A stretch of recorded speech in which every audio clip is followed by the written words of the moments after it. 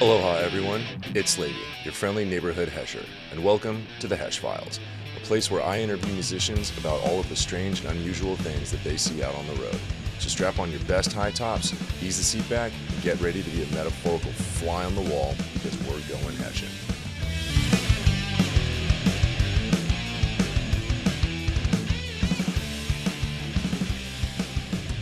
Aloha, everyone. It's Lady, your friendly neighborhood Hesher. Happy New Year and welcome back to the Hesh Files. We all know it's a place for us to get weird and seek out some strange. Today's guest comes floating down the water with inspiration flowing. I've got Mr. Brett Duewel from NorCal's finest homegrown reggae band, Eazy Dub. Brett, why don't you give us an aloha and tell us a little bit about yourself and Eazy Dub? Well, mahalo, everyone. I'm Brett from Eazy Dub, and Eazy Dub has been a band since 2011. We used to get shows on Facebook when the Artery Foundation owned it, and before it was Ticketmaster and all that shit took over, I'm pretty sure. We used to see Facebook posts and be like, yes, we're super down to play a show. And that was sophomore year in high school. Wow. Okay. I mean, I'm sure that was obviously a great way to get shows. I mean, you guys are still kicking around, so I mean, obviously it worked. We took back off in like 2016 playing at Sutter Street in Folsom Gaslight Company. Okay. And we'd play like 30-minute jams at open mic night, and the owner came up to us and he's like, "Hey, you guys are really good. You don't have to jam. We can pay you for a show." And we're like, "Oh yeah, we're a band." So we started doing that, and around 2018 and 19, we were doing like damn near every weekend, like 200 shows or something, and just started grinding, hustling, and COVID hit, and I lost my marbles for like 9 months. And the guys, we all started doing solo stuff and decided to go around solo projects and stuff. And I got what is it called? The Roland SP 404SX little sample pad thing. Yeah. Started doing I was inspired by like MF Doom and like the cartoon samples and stuff. And oh, hell yeah. Dub reggae and stuff, of course. Yes. And so I got one of those and decked one out with stickers and got some random fucking sounds, including this air horn, but I put a bunch of reverb on it. So yeah, I mean, I could imagine. I just want to circle back to the COVID thing for a minute. I mean, I could definitely imagine how, I mean, if you guys, you said you guys were playing damn near 200 shows the year before. I mean, I could imagine losing my marbles too if all of a sudden that was just gone. And it might sound like a diva, but the choice that I made in how I write songs is kind of just yelling, and I never really took vocal training or anything. And so when you're yelling and kind of not rapping, but like not leaving space in a way in the music, I was fucking done. And we've been doing this tour, little mini tour in Oregon for like a week. We'll do Wednesday to Sunday. Okay. And it's crazy because usually you don't get shows easily on Wednesdays and Thursdays at like bars and stuff. But our friend from Zug, he has a surf shop up there, Brian, and he hooked up a bunch of shows that he knew, or venues. Rad. That was hard to do too, because it's like 2 shows in one day kind of thing, 2 days in a row. The other shows are like hard not to, I'm wimping out over here on the vocals, Yeah, I mean, I can understand. I mean, even just doing, one show a day for even just a few days, that can be really rough on, the throat and the vocal box and everything. But having to do 2 sets in one day, I'm sure, I've never done that as a singer because I'm not a singer. So, I mean, I can't even imagine how taxing that's got to be on the vocal cords. Yeah. It's my choice how I sing, and so I thought about that for our next album, is like spacing it out more and having something that's written that's almost, leaving way more space for me to catch my breath and for the music. But I've just been thinking about it because it's like, damn, how do these touring artists do fucking, it seems like a year at a time they're just grinding. Right. So I mean, I think you hit the nail on the head right there. I mean, you're already thinking about it for the next album, is just leaving that space in there and really being able to afford yourself a break, albeit creatively in a way that, maybe the audience wouldn't notice, like, oh wow, he's just taking a break right now. Yeah. Hopefully they don't think that. It's like in dub reggae, we're called Eazy Dub and we've all been fans of dub reggae, but it's like thinking about it like dub more where the vocals fade in and out with the delay and stuff. And Sure, I've sure. always thought about that. They don't make a good vocal delay pedal. Like, honestly, I'm going to say it. Hot take. I know there's the Voice Live, the TC Helicon and stuff like that, but for exactly what I want to do, it's not. I haven't found I think it's on you then to make it. I mean, you gotta, do like that Tom bit. Morello and get in the garage with some tools and solder yourself a pedal. That's not a bad idea. I'm sure you could probably find somebody that knows a thing or two about electricity that might be able to help you Yeah. make that work. So I was actually looking at your Instagram the other day, and it looked like you guys were pretty busy last year, actually. A lot of rad shows all over California. Yeah. And it also looked like there were a lot of most excellent festivals that you guys did too. I mean, I saw that you guys had done Cali Roots. Yes. So we are the pretty much the West Coast band for Claire Wright. Okay. And we got to go on tour with the Elevators, who are just phenomenal. I was late to like hearing about them, same with the boys. And when I heard them before I knew that we were going on tour or being Claire's band, I was like, yo, these guys are fucking dope. And I listened to the song Roll Up, and then I got to hear it for fucking a whole month, basically Nice. in 3 days. That was our first big boy experience with, big venues and so many, lessons of like etiquette, and we were always punctual, but like just certain things and what it's like. In the same way that I was talking about like my vocals, I Hmm. was like, oh wow, this is amazing just getting to be a guitarist. Yeah. And it's not the same thing. Like I can get blisters, from shredding or whatever, but that's not the kind of music it was. And I was doing a lot of just holding out chords with, delay and stuff. Sure. And still it was just like, wow, like this is amazing. But I can't imagine, the Elevators, man, they just have been grinding for so long. Like it's crazy. They just got to play at their hometown, Fenway Park. Oh wow, that's a Yeah. pretty big space. The MGM theater, and Damn. they're just been off right now. So we were super blessed to not only like, oh shit, like I heard of this band before we knew we were playing with them, and Hmm. I was like, these guys are sick. And then yeah, Swayze. I don't know if you remember Corona and Lime or met her at a Vaguely. backyard party and by the bar. Okay, okay. Yeah, yeah, buzzing all over me. Yeah, Swayze. Man, he's funny. He's a funny guy, man. He's so cool. Oh, it's great. He puts on a good show. So when you said that you were with Claire Wright as, her band, how long were you guys doing that with her? Was it just for Kelly Roots or was it? Oh man. So there was a Beach Hut show in 22 in July, and we haven't really, been in contact closely. And she's been, went on tour with Expendables and Damn. Bumpin' Uglies, and Okay, okay. yeah, she just hit us up for a show. And to be honest, I started like following more and be like, holy shit, oh my God, she's been so busy and doing all this good stuff. Yeah, months later, she asked us in January. The first show was in Spokane. It was the Endless Summer Winter Tour. Oh wow, okay. And that was January 31st. So that's pretty much when we started playing. Like we had like 2 or 3 practices before. And it's really cool too how easy we gelled, because Eazy Dub's been jamming pretty much the whole time, but like more so since 2016 and on. Like we've embraced that, turning a 4-minute song into a 10-minute song with like, solos or Sure. dubbing out. So when we heard her music, she was cool with us tweaking little things here and there, and we just felt so comfortable. Like, Well, and it's especially for me, she's a great vocalist, and I've always wanted to do harmony. Like I like yeah, yeah, yeah, barbershop yeah. shit.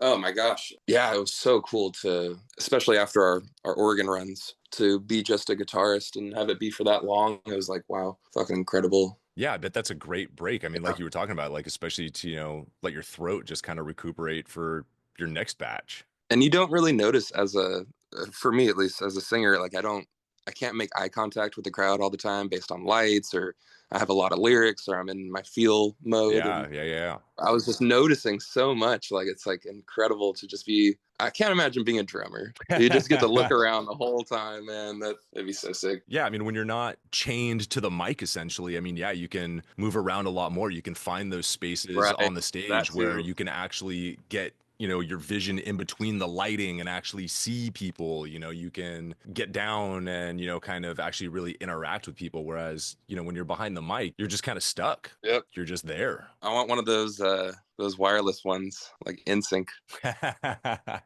Yeah, I'm pretty sure those were a lot more popular with some of the glam bands of the 80s. I think I can picture David Lee Oh yeah, Roth wearing one of those things. Ted Nugent.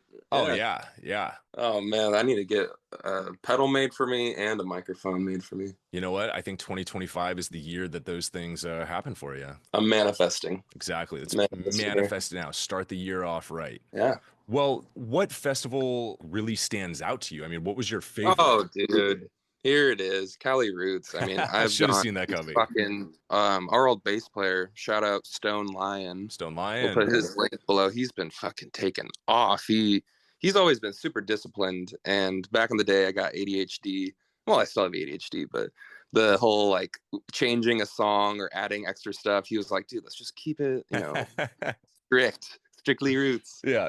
And he has just, man, I can't even shout him out enough, man. He's just nailing it with production and the music side. And he was our bass player. And I went 2011 to Cali Roots to him, and it was like Revolution and Dirty Heads. Damn. It wasn't even at the Bowl where like the Monterey Pop Festival was and shit.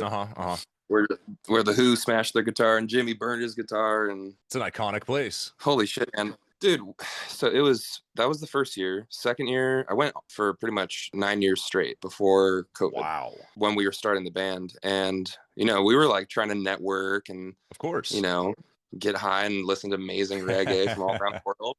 Yeah, dude. It was 2014 that we got to camp where the Bowl was. I don't know. Sorry. For people that don't know the Bowl, that's where Jimmy burned his guitar in that stage. We can see photos of it in like the fucking 60s and shit. Oh, I'll post some photos of it so everybody knows exactly where it is. Yeah, but I got to be on that stage that wasn't like blocked off in 2014. That's wild. And I don't know if we were supposed to, but I got to stand on that stage and look at where Jimmy burned his guitar. They took it out of the stage, bro.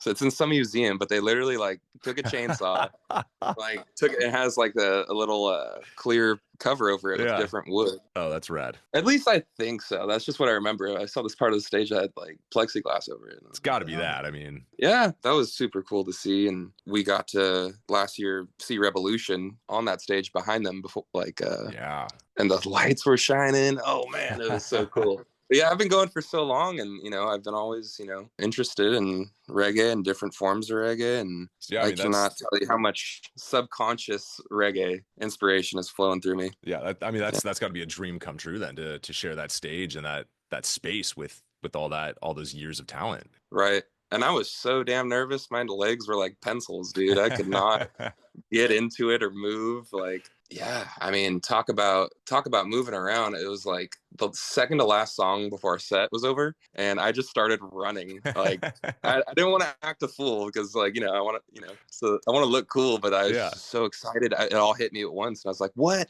Oh my god, this is where I saw blah blah." And I started like skanking and jumping around stage, and Andrew, the drummer, was laughing at me. I think he knew. He was just like, "You've been still the whole time," and now he's just. Yeah, he's just exploding. So, finally, you got over the spaghetti legs and just went for it. It was so fun, man. Oh, it was so fun.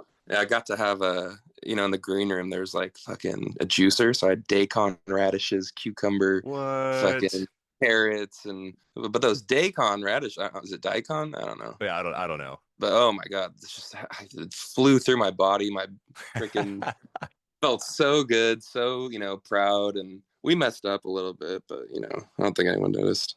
Hopefully not. It happens. Yeah, it was fun, man. Yeah, no, that's like I said, it sounds like a dream come true. I mean, I can't even imagine. Yeah. Well, speaking of festivals and stuff, do you prefer doing one-off festivals or the grind of the touring, the grind of the road? Ooh, I would love to just do festivals as a touring thing. Okay. That's, I think, what me and the boys are thinking is our next move. We're taking a little break from shows as much as we're trying to record right now and not do too many shows. We're still doing shows. Okay. Our drummer's got his garage pretty decent set up, and so we're gonna try to record ourselves. And hell yeah, with Claire and like talking about playing guitar instead of singing. I would love to just play guitar and tour for the rest of my life. I mean, it's Yeah. obviously the driving sucks and the food options sometimes suck, but But it's fun. Like oh it's my just god. it's so much fun. Yep, it's what's it called? There's tour magic and just certain synchronicities and weird Exactly. jokes. Yeah, it's fun. Yeah, so many weird things just happen out on the road that do not happen in regular everyday life. I mean, it's hard to explain, but I mean, when you're out on the road for an extended period of time in a van with a couple of your homies, shit gets weird. Oh yeah, and Stinky. Oh yeah. Oh, Yeah. you know it was sick though. Shout out to Small Studios. Our first time going to Oregon, he had a Sprinter van that was like modified. His dad Nice. does work for like motocross and stuff, and it Okay. tweaks them out. And so we had Nintendo 64, fucking Nightfire, and What? Super Smash Bros, and a fucking microwave, and we were super spoiled. So shout out to him. No But way. I could definitely see that being a thing in the future if we had a big tour and just have a little Sprinter van. And oh my god, good story. We were staying at a casino. I think we booked too late or Mhm. something. So we just said, oh, fuck it, we'll go in the parking lot. You know, it's safe. Our gear won't get stolen. Yeah, why not? And our drummer was so worried about the gear because it didn't lock or something, or somebody breaking it. And he slept back there with the gear in a sleeping bag. In the morning time, I was on the top bunk, and I get like claustrophobic, weird shit when it's like less than a foot away, you know, when you're on like the top bunk near the roof. Yeah, yeah, yeah, yeah, yeah. And so I was just like, oh, I gotta get out of bed. It's like fucking 8 in the morning. I'm fucking drained, and I gotta go pee. And I accidentally stepped on on Smalls, and he Oh, like locked me out of frustration. So it's like 8 o'clock. I'm in my fucking sweats and a sweatshirt, and I just walk around, and the beach wasn't far away, and that was funny. In a fucking casino parking lot. hell yeah. I mean, there's always a casino parking lot you got to sleep in. Oh, dude, those are fucking nice. Like they're better than motels sometimes. Yeah. Just these smoke-filled casinos that are like super tiny. So there was actually one tour that I was on, and this was shit. This was years ago. I mean, this might have been 2012 or so. I was with the guys. We were staying in Vegas. I forget where we had a show. We didn't have a place to stay. We were broke, so we decided that we were just gonna sleep in the van in the parking lot of Treasure Island. Ooh, nice pick. Yeah, I yeah. love. Great spot. And the funny thing was, that was actually the first time I ever got weed delivered to me because we were just, we were on tour, we were hard up, we just scrounged up the only cash we had for some weed. And so they're trying to deliver it to me and they're like, "Well, where are you?" And I was like, "Well, so I'm in a van in the parking lot of Treasure Island." Like we got you. And they're like, "That sounds weird, but we'll be there soon." And yeah, sure enough, a little bit later, we had some fresh weed delivered to us at a parking lot at Treasure Island. It was great. Nice. I think they're building houses there now, That would be wild. apartments or something. I mean, I wouldn't be surprised. Well, something else I wanted to ask you. So I was looking through the Instagram, like I said earlier, and how did you guys end up playing with HR from Bad Brains? Like, Dude, what the fuckles was that like? dude, they just hit us up. What? Harlow's was like, we think you'd be a good fit as another reggae band. Damn. And yeah, we were obviously stoked. Of Our course. my freaking high school guitar teacher loves Bad Brains. I love Bad Guitar. Brains. I mean, Bad Brains is Oh, incredible. dude. It was shocking because he still put on a damn good show. I don't know how old he is, but I was looking at old videos. I was like, holy shit! Like this guy's still rocking. It was dope. I bet. No, I mean that's absolutely incredible. I mean, I can't imagine what that would be like. I mean, hanging out with and playing with fucking HR. I mean, that's wild. He was just chilling in the back. Like he wasn't in his green room a lot. He was just like smoking in the back, and the bongo player was just chilling with him, bongoing. Nice. And I got to talk to him. It was cool. Hell yeah. Oh, dude, that's incredible. I'm definitely can't say I'm not a little bit jealous of that, you know? Oh, thanks, man. Well, driving up and down, the West Coast as Eazy Dub is obviously known to do and will do again. Is there a strangest roadside attraction that you guys have seen going up and down the coast? Hmm. Okay, I gotta think about this. I know I kind of sprung that one on you. It's a weird thing. Harris and off the Oregon coast beach. I think it's Harris. Okay. Oh man, I don't want to say the wrong thing. Now I said the wrong thing. I don't know if it's the right thing. Oh man, there's so many good coastal beaches, but roadside attraction. Oh, I have a segue into that. Yes. Okay, so we were in Lincoln City, Oregon. Okay. We were getting Mexican breakfast burritos with Perfect. chorizo and guacamole. Oh my they're God, that sounds good. and we walk out, and there's this guy with a fucking AK-47 over his shoulder and a What? machete on his waist. Yeah, that was just super random. Yeah, We kind of just like got in the car and we're just staring at him like, what the fuck? What is that? What is this? I don't know. He's just exercising his rights or a fucking Rambo killer. Yeah, So that's a little.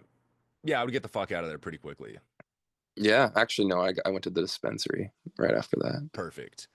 Well, after you went down the street. Well, that's actually a good segue because you had mentioned just a moment ago lots of good beaches and stuff like that, and I wanted to ask if there was actually, is there a favorite smoke spot? You know, like you're on the road and you're like, oh man, we're gonna be driving through this spot. We gotta hit this beach to go catch the sunset, or just go there and chill out for a little while. Like, what's your favorite beach? Okay, I just Googled it. According to my calculations, it is Harris Beach State Park. Okay. And that's based pretty much on convenience and location, and it's just one of the best. I mean, the whole Oregon coast is beautiful. We usually just take the one-on-one. I mean, just in general, I could pin drop a bunch of, or what is it called? I won't gatekeep a bunch of cool beaches in general. Not even ones that we hit on tour, but I will say this for the community: Goat Rock Beach. It's in Jenner, above Bodega Bay. Okay. Actually, that's a good idea. We should look for some shows along the coast over there. Hell yeah. But oh my God, it's a beautiful beach. It has a bunch of parking, picnic tables, cool ass rocks. One day I was there and I was on the water and a fucking giant rock lands on my foot and it's fucking jasper. What? I brought it to a crystal shop in Auburn and they're like, yeah, you got jasper. Wow. And it's like a little smaller than a baseball. It's still a good size. Yeah, it's fucking sick. I don't know if that's illegal. Don't sue me. No, it's cool. It's cool. Everything. No, I don't have it. I've never heard of it in my life. Yeah, yeah, Jasper's cool though. Yeah, the only Jasper I know of is the old diner I used to work at. Great burgers. Nice. Yeah, dude. 2 years ago, I went to Italy for my first solo trip in 12 years. Wow. And yeah, when I came back, I just started doing solo shows. So I've been doing that since 23. Okay. As my job, as my occupation. I mean, I think that's a pretty kick-ass occupation. I mean, dude, that's the dream. It's so hard to book every weekend, especially with conflicting schedules. Other breweries want the same dates and stuff. Oh, yeah. I'm figuring it out. Yeah. It's all a process. I mean, you said it's only been since 23 that you've been doing it. So, I mean, that's a little over a year. So I think we got a little bit of leeway there. Yeah. Yeah. Well, one of the last things here that I actually wanted to mention was on your website, I noticed there was a quote that I really liked that stuck out to me. "Music is the weapon of the future" by Fela Kuti. Mm-hmm. I just thought that was random. I mean, it's not often that I see another band quoting somebody like Fela Kuti. I mean, I actually just recently picked up one of his records at the record store, and I've been spinning that thing like madness. I mean, we just got to shout out Fela Kuti for anybody that hasn't listened dude. Are you kidding me? Absolutely needs to listen to some of that. I mean, if you guys love reggae, absolutely throw on some Fela Kuti for some sweet 70s, style Afro jams. Oh yeah, I fucking love Fela Kuti. The honest truth is, that's what the drummer Andrew, he was like, "That's gonna be my quote." I was like, "No, that's fucking dope. I want to do that." He's like, "All right, fuck it, you can have it." And he's put me on him since way back in the day with like "Watergate No Enemy." Yeah. But I just started fucking. Once again, don't sue me. But I was torrenting music. I mean, I was buying music. Yeah, we were buying music legally. And I did Fela Kuti, and there's just so many jams that you get lost in. It's like dub reggae, it's like that or house music. You know, it's like the same ostinato rhythms going on, and that fluctuates through all the leads flowing through it, but Right. it's spiritual in a way, you know? Right. No, it absolutely is spiritual. And I like how you said, you just get lost in it, because I mean, that's exactly what happens. I mean, you throw on some Fela Kuti, and next thing you know, it's been 20 minutes and it's still the same jam some of the time. Yeah. And it's like, whoa, like you just get so lost in it that it's just a different experience. There's the groove, the message. Just everything. I think the tone, you know, it being kind of vinyl, if that was recreated nowadays, it wouldn't have the same qualities, you know, with that shitty keyboard sound. And yeah, I think the way that they did it back in the day with just, before digital really got involved with music, just made it so much more pure. Like, I don't know if, like, I think if you tried to do that nowadays in a studio, just even with all of the great programs that are out there, right, it just wouldn't have that same feel to it in a way. he was like militant with like practice, like I guess how Prince was too, you know, like it was very perfect because you don't have any second chances with tape, Right. you know, and vinyl. I feel like that shows in how much he believed in himself and his band to make it sound really fucking good, like James Brown style, where it's like really well rehearsed. Oh, you can feel it. Yeah. You can tell that they literally just sat there just with their instruments and would just jam all of the time. But yeah, that's actually a segue to how I write lyrics, is a lot like Fela Kuti. Well, not necessarily. His attitude of that anti-establishment, or, you know, just calling shit out how it is. And yeah, I mean, it's very punk rock. It is so true, though. Like, through the generations, music has been, in reggae especially, with like liberation and, you know, making oppression sound happy to get you through it, and being like a spiritual thing. Yeah, no, I think you nailed it with that. Well, Brett, what's next on your musical horizon? You said that that Eazy Dub was working on a new album, but you're also doing some of the solo stuff. I mean, what's... I've learned that it's not good to set a date too soon that's realistic. We're working on soundproofing the garage as the studio and isolating the amps from it, trying to make it a live thing, which is really hard to do without getting bleed and stuff on mics. Okay, yeah. That, I guess, should happen by the end of this year. Okay. That's something that's like at least the soonest that it would be, because we just want to do that kind of tape mentality where it's just one really good take and it's not copy and pasted or super compressed or overmixed. I love it. So yeah, that should take a while. It's been one album for us. We just really want you to hear it. We're working on the next one. We're cooking it up. So if anybody wants to hear the current Eazy Dub album, I know it's on Spotify. That's where I was listening to it. Yeah, I'm sure it's probably available pretty much everywhere. Deezer, Tidal, Pandora. What's your tea? What's your poison? Whatever you want. Yeah, we got 12 new songs. Hell yeah. Yeah, we're considering making dub tracks of them. Okay. So yeah, we're figuring it out. We'll hopefully, I would say, maybe November of next year. If I was to check it out, we might have a single by then, released. Yeah, no, that sounds great. Yeah. We'll keep an eye out there for it. The next shows, I think I saw that you guys had some Oregon dates coming up soon, right? Yeah, we switched it. So one year we did July, one year we did August, another year we did August. What was it? Maybe it was September. I don't know. But yeah, we're trying to do something a different time of the month to see if it changes anything. We're playing in the Bay Area at Del Cielo. Okay. February 21st in Martinez. Perfect. Let's see. What else we got? Ooh, this is a good one. All right. Big Sticky Mess at Torch Club, April 19th. Come on. Oh my God. Big Sticky Mess. Let's hear it for them. They're just the funkiest band. Literally I wanted to play funk. I was like, fuck reggae. I just want to play funk. They're the coolest band, man. They just ooze cool. Yeah, that's April 19th at the Torch Club. Hopefully, yeah, we'll be seeing you there. Yeah, no, that sounds great. One of my favorite movies, there's a quote where they say, the only music worth being called music is the funk. I'm a huge funk fan. Oh my God, as a bassist, growing up, I listened to so much funk, and jazz, Marcus Miller, Bootsy Collins. Damn, yeah, I could definitely go for a good funk show. That sounds awesome. Yeah. Well, you might like Collectivity. Check them out, man. Yeah, no, I'll definitely check them out. Yeah. And Big Sticky Mess. What the hell? What am I talking about? Yeah, Big Sticky Mess, man. You'll be thanking me later, man. Well, I'm already thanking you right now for today. Thank you for sharing some strange with us today. That was awesome, man. That was a lot of fun. Yeah, thanks, man. Well, there you have it, folks. That was Brett from Eazy Dub. It was a delight having you here today. I can't wait to hear the new Eazy Dub that's coming out. I can't wait to check out Big Sticky Mess, and I hope to see you guys on the road soon. Yeah, dude. All right, everyone. Stay tuned for more strange and unusual true tales from tour. Thanks again for listening to the Hesh Files. Catch you on the flip side.